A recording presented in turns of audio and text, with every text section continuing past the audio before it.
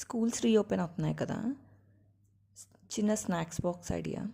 పిల్లలు ఎప్పుడైనా కలర్ఫుల్గా ఉంటేనే ఇష్టపడతారు, అలాగని ప్లాస్టిక్ వాడలేం కదా.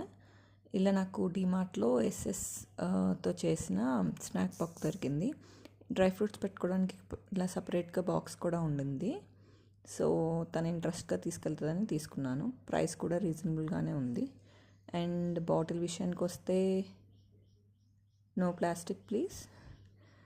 అక్కడే కొంచెం కలర్ఫుల్గా ఉండే వాటర్ బాటిల్ కూడా దొరికింది, ప్యూర్లీ ఎస్ఎస్.